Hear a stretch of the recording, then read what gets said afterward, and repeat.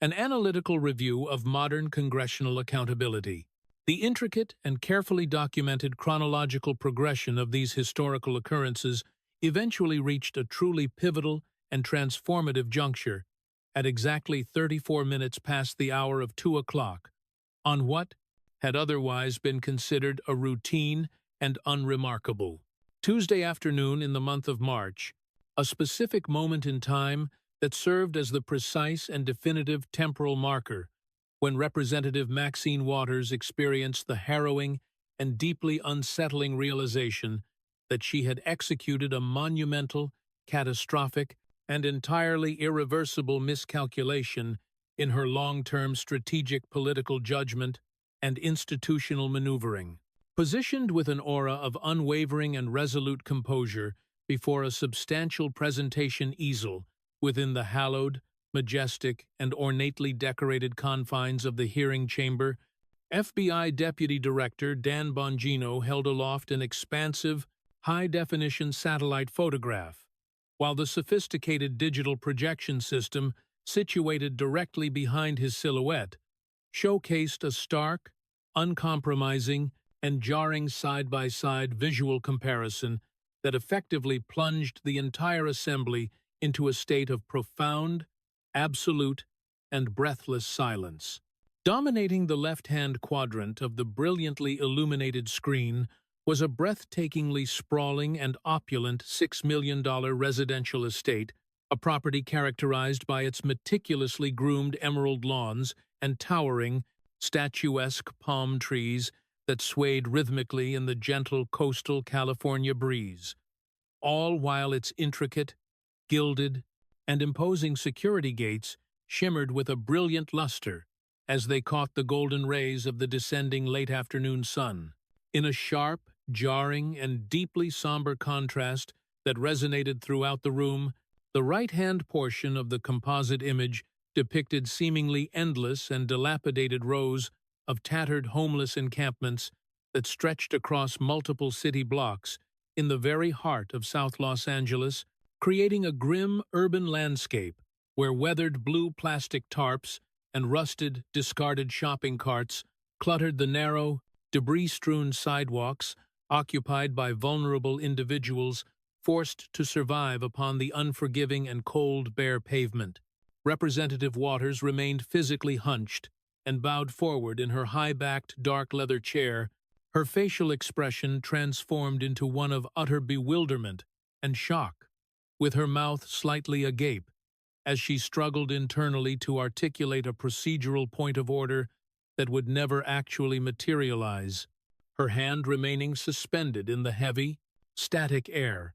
as if it had been suddenly paralyzed by the immense and crushing gravitational weight of the visual revelation being presented to the public. The House Judiciary Committee hearing room was abruptly enveloped in a heavy, suffocating, and collective quietude.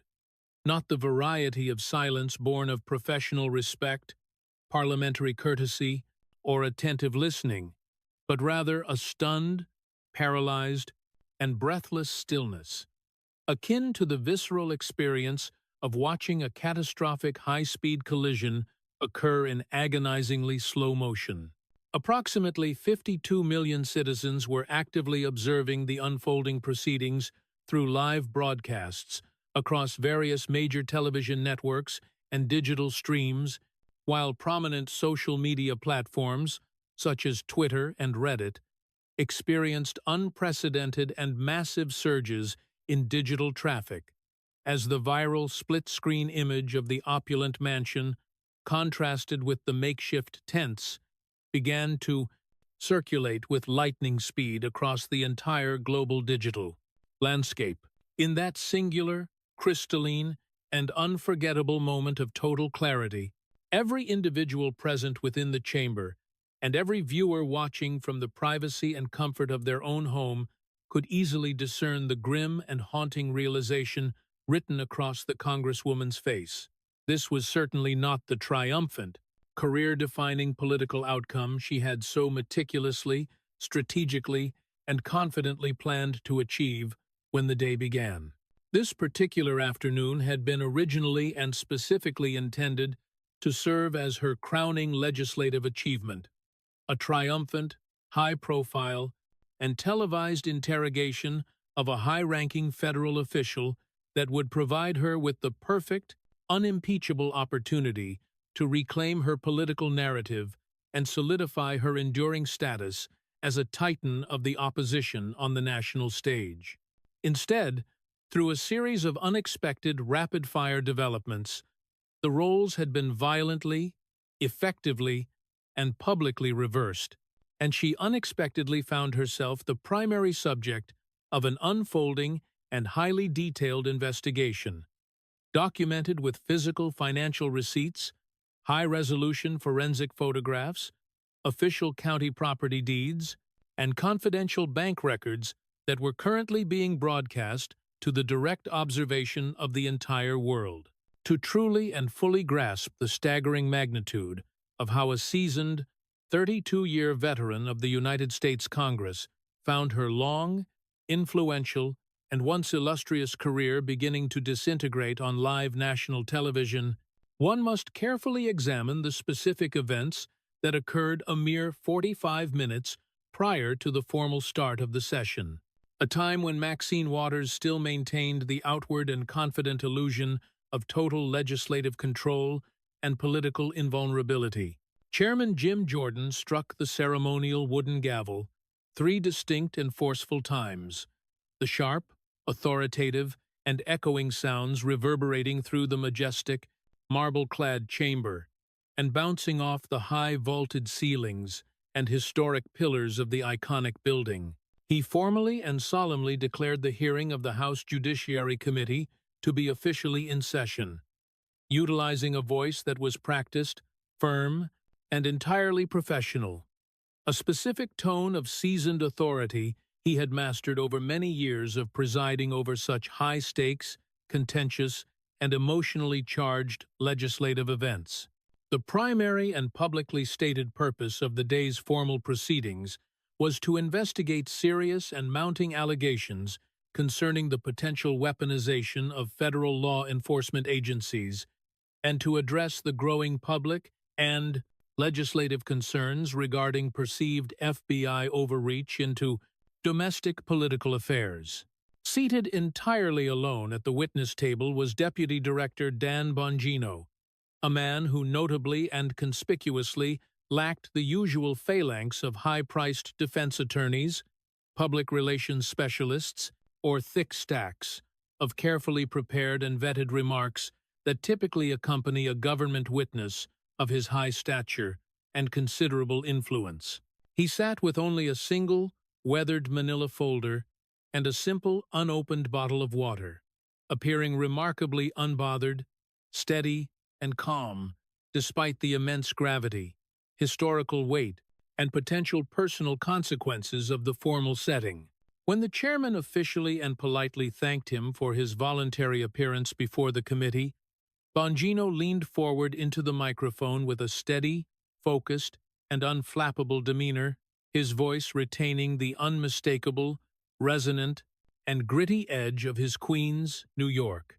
upbringing a distinctive and authentic accent he had never once sought to diminish, hide, or polish for the sake of conforming to conventional or elite political optics. He expressed his full and transparent readiness to address any and all inquiries the committee members might have, but before the chairman could even formally recognize the first designated speaker for the round of questioning, Maxine Waters intervened with her characteristic, aggressive, and well-known theatrical flair. Dressed in a sharp, vibrant, and impeccably tailored red suit that had long since become her signature sartorial style and a symbol of her political brand, the 75-year-old legislator leaned heavily into her microphone to prematurely and forcefully reclaim her time before the actual questioning of the witness had even legally begun. She asserted with an air of aggressive, pointed, and unwavering confidence that the witness would undoubtedly attempt to obstruct the formal proceedings and filibuster the committee, a provocative and sharp comment that elicited a mixture of supportive laughter from her political allies and weary, frustrated groans from her ideological opponents across the aisle. Chairman Jordan allowed the Congresswoman to proceed with her opening remarks for a designated period of 5 minutes, at which point she donned her reading glasses with a dramatic and practiced flourish, looking down briefly at her prepared notes, before fixing Bongino with a gaze that could only be accurately described as intensely predatory, sharp, and focused. She began her opening salvo by attempting to completely and utterly delegitimize his professional authority and standing, labeling him as nothing more than a former media personality and a partisan political operative whose very presence within the upper echelons of the FBI was a direct and personal affront to the sanctity and nonpartisan tradition of the institution. Her voice rose in a practiced, rhythmic, and dramatic crescendo as she accused him of spending the entirety of his career attacking progressive social movements and those brave individuals who possessed the moral courage to challenge the prevailing administration's policies and actions. She then strategically and sharply pivoted to her first targeted line of questioning, demanding a simplistic, restrictive, and binary yes or no answer regarding whether the FBI had conducted any official investigations into social justice activists operating within the borders of the state of California. Bongino, drawing deeply upon his extensive experience as a former Secret Service agent accustomed to maintaining absolute emotional and physical composure under extreme psychological pressure, did not flinch or react, as he calmly explained that the Bureau is strictly tasked with investigating suspected federal crimes and violations of law, rather than the personal ideologies, political beliefs, or constitutionally protected speech of American citizens. He then pointedly and specifically mentioned a documented instance where a prominent organizer was investigated for the alleged embezzlement and theft of millions of dollars from a charitable organization meant to provide critical aid to grieving families, asking rhetorically if such a serious and damaging crime should be ignored by law enforcement simply due to the suspect's stated political affiliations or social cause. Waters immediately and dismissively labeled his detailed response as mere deflection and evasion, a common and well-worn tactic in her extensive political playbook, and continued her personal, pointed, and relentless assault on his professional credibility and personal character. She attempted to paint him as a biased, partisan, and unreliable mouthpiece for specific political interests, utilizing the exact same aggressive and confrontational strategy she had used successfully against countless banking executives and high-ranking administration officials in the decades past. Her singular and transparent goal was to provoke an emotional, angry, and defensive reaction that would make the witness appear guilty, unstable, or unprofessional to the viewing public, but she quickly discovered that Dan Bongino was not an easy target to unsettle, rattle, or intimidate through rhetorical pressure or personal insults. In a startling, dramatic, and entirely unexpected turn of events, Bongino conceded that he did indeed hold strong personal opinions and convictions, but he then skillfully, rapidly, and decisively reversed the direction of the entire interrogation by asking Waters exactly how many days out of the calendar year she actually spent residing within the specific physical borders of the district she was elected to represent. The room fell into a heavy, thick, and expectant silence as the Congresswoman realized, perhaps far too late, that she had walked directly and blindly into a sophisticated and well-prepared trap of her own making. She loudly and indignantly protested that she was the one designated and authorized to ask the questions in this forum, but the deputy director maintained with steady, unwavering logic that since his own credibility and fitness for high office had been publicly challenged by her, it was only appropriate and fair to examine her own standing and residency in the interest of total public transparency. Chairman Jordan formally yielded the floor to Bongino, who then moved with deliberate purpose toward an easel to reveal a series of detailed, data-heavy, and meticulously prepared poster boards that had been previously hidden from the committee's view by a white cloth. He displayed a highly detailed map of California's 43rd Congressional District, which was overlaid with sobering, tragic, and undeniable statistics regarding the low median household income, rising poverty levels, and the staggering, ever-increasing number of homeless residents, the very people Waters had claimed to represent for more than 3 decades. He then unveiled the second board, which clearly and indisputably listed the specific street address and multi-million-dollar market value of a luxury estate located in Hancock Park, a residence that was situated in an entirely different and separate congressional district from the one she was elected to serve. Bongino pointed out the profound, disturbing, and hypocritical disconnect between the daily grinding struggles of the constituents Waters officially represented and the opulent, insulated, and luxury lifestyle she enjoyed in a wealthy enclave located elsewhere. Waters attempted to forcibly and loudly halt this line of questioning, characterizing it as a blatant and unprofessional attempt at character assassination and personal smearing, but Bongino remained entirely unfazed and resolute. Citing verifiable public records, property deeds, and the Congresswoman's own filed financial disclosures as irrefutable proof of his claims. He then delved into her historical, complex, and deeply troubling connection with One United Bank and the highly controversial TARP bailout that took place during the 2008 global financial crisis, highlighting how her family's private financial interests appeared to coincide with perfect and suspicious timing with her official legislative actions and committee work. The deputy director presented a meticulous, chronological, and step-by-step timeline of events, illustrating how Waters had personally facilitated emergency meetings between senior Treasury officials and bank executives,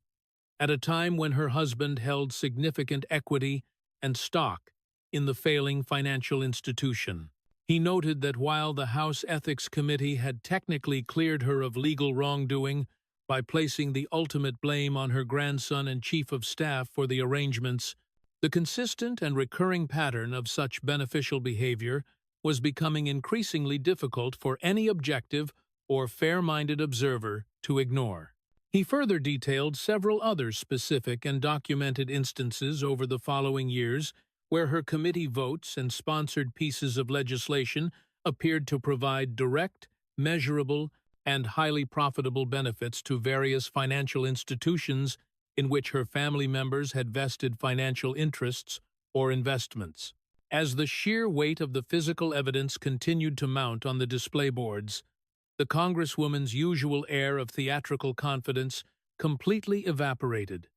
replaced by a visible, growing, and palpable sense of panic as she began to confer frantically and urgently with her inner circle of aides. Republican committee members then pressed Bongino on whether such recurring, documented patterns of beneficial behavior warranted further federal investigation, to which he responded that while he could not provide specific comments on active or potential cases, such massive financial anomalies would typically and inevitably trigger a much closer look by law enforcement for any ordinary, non-political American citizen. Waters made one final, desperate, and predictable attempt to frame the entire situation as a racially motivated, biased, and partisan smear campaign, but Bongino met this serious and heavy accusation with a powerful, calm, and deeply personal rebuttal that resonated with the audience. He spoke movingly and authentically of his own working-class background and his long, distinguished career of investigating public corruption, regardless of a politician's specific race, gender, or party affiliation, asserting that the constituents of South Los Angeles deserved a representative whose primary focus was their economic well-being and community improvement, rather than personal enrichment or family wealth. The hearing eventually and inevitably descended into a state of procedural chaos and shouting, leading to an immediate and necessary recess, but the damage to Waters's professional reputation and public standing was already viewed as irreparable. As the evidence continued to circulate through every major media outlet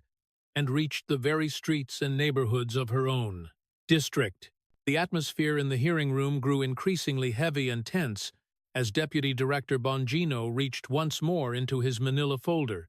retrieving a final document that seemed to pulsate with the heavy, undeniable weight of forgotten political history. He turned his full and focused attention toward the specific, intricate, and deeply problematic details of the One United Bank matter, a controversy that Waters had long considered to be a safely buried and forgotten relic of her political past. Bongino articulated with clinical, cold, and prosecutorial precision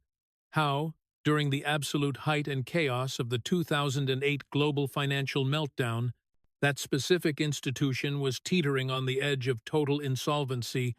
while the Congresswoman's husband, Sidney Williams, served on its board of directors and held substantial personal equity in the failing firm. The deputy director highlighted the extraordinary, highly unusual, and exclusive nature of a meeting arranged by Waters's office between senior Treasury Department officials and the bank's executive leadership,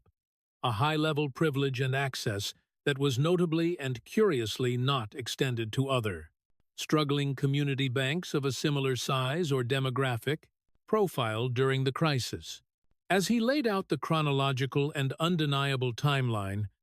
it became increasingly apparent to everyone watching that shortly after this high-level political intervention, the bank received $12 million in taxpayer-funded TARP bailouts, an influx of emergency capital that effectively stabilized the institution and protected her husband's private investment from a total and devastating financial loss. Bongino then strategically and effectively juxtaposed this institutional rescue with the personal financial activities and luxury investments of the Waters household during that same volatile and painful period of American history. He revealed through documented records that while the 43rd District was being decimated by record numbers of foreclosures and rapidly rising unemployment rates, Waters had simultaneously engaged in a series of lucrative and high-end real estate acquisitions worth nearly $2 million, often utilizing significant cash reserves or minimal external financing to secure the properties. This stark, disturbing, and undeniable contrast between the intense economic suffering of her constituents and her own personal accumulation of significant wealth created an undeniable and thick tension within the room, forcing all those present to seriously and deeply question the ethical boundaries and true motivations of her legislative influence. Although Waters countered this by citing a previous ethics investigation that had technically cleared her by shifting the legal responsibility to her grandson, Bongino argued that the close proximity of the financial benefits to her personal estate suggested a much deeper, more troubling,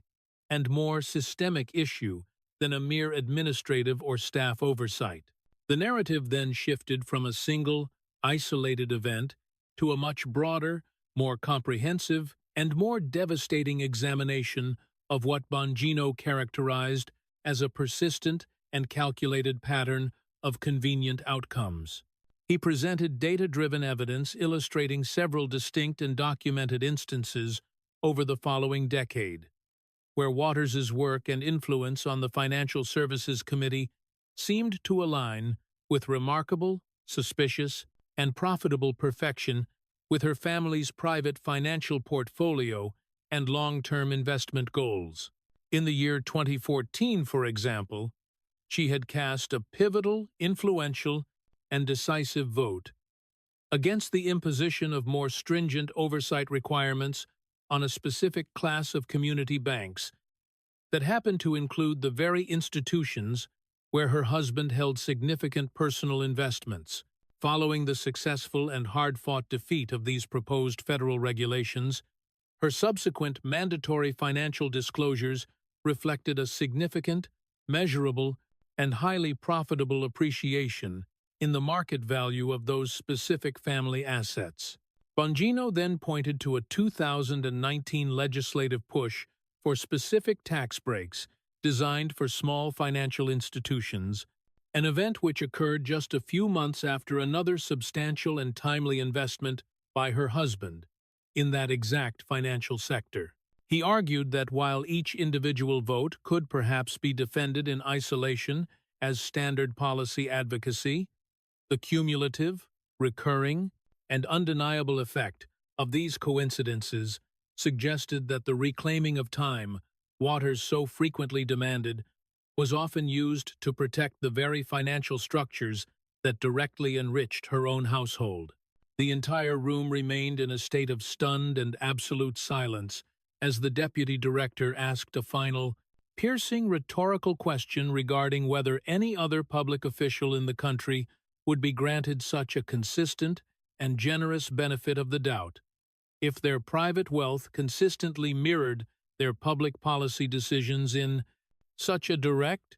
frequent, and highly profitable manner. The most devastating and unforgettable moment of the entire afternoon arrived when Bongino utilized the committee's high-definition display system to present vivid, high-quality footage he had personally commissioned using his own private funds rather than government resources to avoid any claims of misuse of power. The large screens came alive with sweeping, professional-grade drone shots that took the silent, captivated audience on a somber and eye-opening tour of the reality of California's 43rd District. The camera hovered low over the sprawling, crowded, and desperate tent cities of South Los Angeles, capturing the raw, unvarnished, and heartbreaking reality of thousands of American citizens living under blue plastic tarps amidst piles of refuse and long-abandoned storefronts. The visceral sensory details, the deeply cracked pavement, the boarded-up local businesses,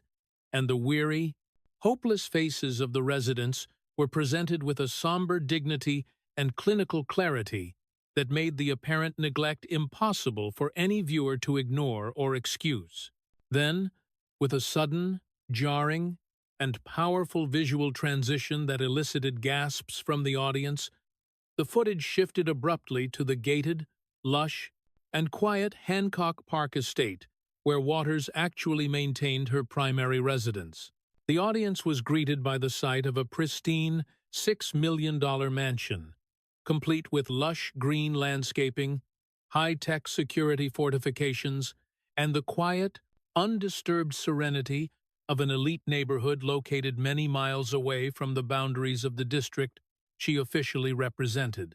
Bongino provided a somber, measured, and steady narration to the video,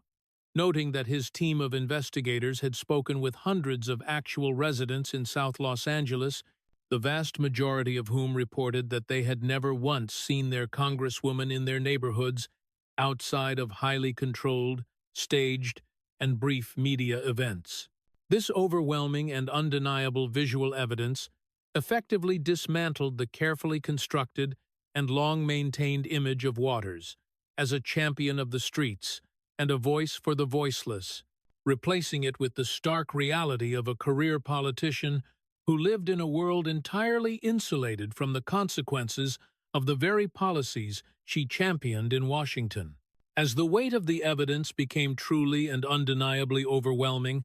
Waters resorted to a familiar and well-worn political defense, accusing the deputy director of utilizing his high position to harass, target, and intimidate a prominent woman of color. She framed the entire investigation as a racially motivated, biased, and personal assault on her character, and a broader, coordinated attempt by the current administration to silence influential and loud progressive voices. The room held its collective breath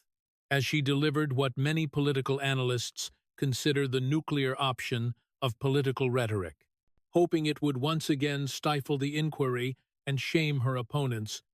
as it had successfully done many times throughout her long and storied career. However, Bongino's response was entirely unexpected in its sheer intensity, deep personal conviction,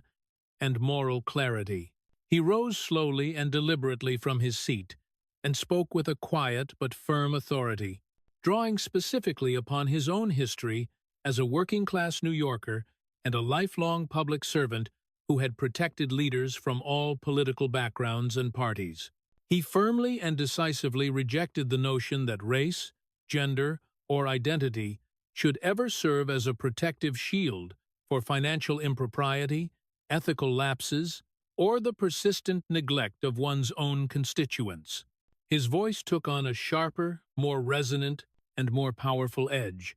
as he asserted that the people of her district, many of whom were people of color themselves, deserved far better than a representative who had seemingly built a personal financial empire on the foundations of their continued poverty, struggle, and desperation. He argued with visible passion that true justice was not to be found in the performance of identity politics or the use of inflammatory rhetoric,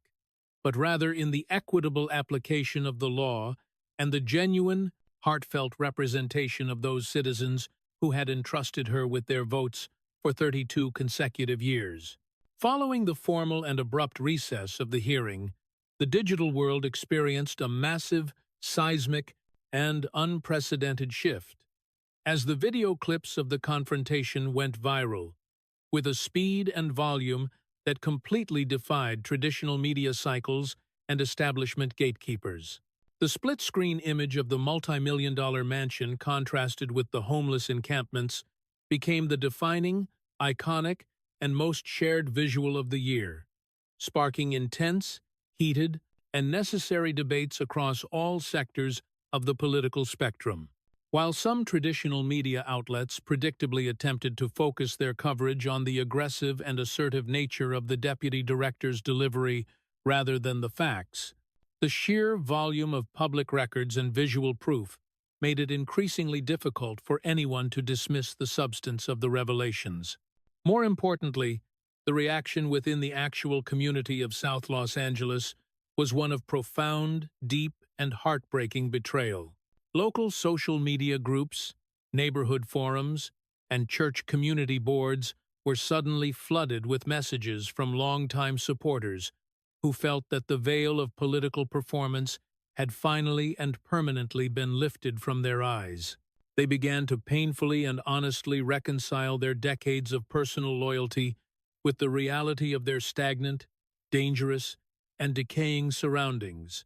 and the Congresswoman's rapidly rising personal net worth and luxury lifestyle. The sentiment on the ground shifted rapidly and decisively from defensive support to a loud, unified demand for accountability, as residents began to realize that the resistance Waters so often spoke of in Washington did not seem to include a resistance to the poverty, crime, and urban decay within their own specific neighborhoods and zip codes. The subsequent political fallout was swift, decisive, and entirely merciless for the veteran legislator. Within only a few days of the hearing, the House Ethics Committee announced the opening of a formal, high-level inquiry into the financial disclosures and potential conflicts of interest that had been highlighted so vividly and publicly during the hearing. The Democratic leadership, sensing a major and irreversible shift in the political winds and fearing a significant backlash from their own base of voters, quietly and firmly began to pressure Waters to step down from her most influential and powerful committee positions. A historic and rare House resolution followed shortly thereafter, where a significant and surprising number of her own colleagues joined the opposition to officially remove her from the Financial Services Committee, a move that effectively stripped her of the legislative power and institutional influence she had spent decades accumulating. In the power vacuum left by her rapidly diminishing influence and tarnished reputation, a new and different generation of local leadership began to emerge from the very heart of the community. Marcus Williams, a young, energetic, and focused community organizer who had spent his entire life working on the very streets shown in the drone footage, launched a primary challenge that focused heavily on the themes of consistent local presence and total fiscal transparency. His grassroots campaign, funded primarily by small-dollar donations from the actual residents of the 43rd District, represented a fundamental, widespread, and historic rejection of the celebrity politician model of governance. He spoke frequently and passionately of the urgent need for a representative who actually lived where they worked, and who viewed the concept of public service as a sacred, humble duty rather than a lucrative business opportunity for themselves or their family. A full year after the explosive and historical hearing, the general landscape of American politics looked subtly but significantly different, and more focused on accountability than before. The events of March 17th served as a potent, enduring, and powerful reminder that the tools of modern transparency and digital evidence can cut in both political directions. While Maxine Waters remained in her congressional office for the remainder of her term, her role within the party and the country had been reduced to that of a cautionary tale, a stark, haunting warning of the dangers of political hubris and the inevitable consequences of the wide gap between rhetoric and reality. The hearing had successfully forced a long-overdue and critical national conversation about the ethics of legal corruption and the moral responsibility of those individuals who represent the most vulnerable and struggling members of society. Dan Bongino continued his professional work at the FBI, maintaining throughout the following months that the exposure was never about a personal vendetta or a partisan goal, but rather about protecting the integrity of the constitutional system itself. The iconic story of the mansion and the tents remained a permanent, haunting, and defining fixture in the public consciousness, serving as a symbol of the exact moment when the curtain was pulled back, and the true nature of career politics was revealed for all the world to see. In the 43rd District, the local people had finally stopped looking toward Washington for a distant celebrity hero, and instead started looking toward each other, realizing that real and lasting change begins not with a loud voice in a distant committee room, but with a representative who actually calls their community home and walks their streets every single day.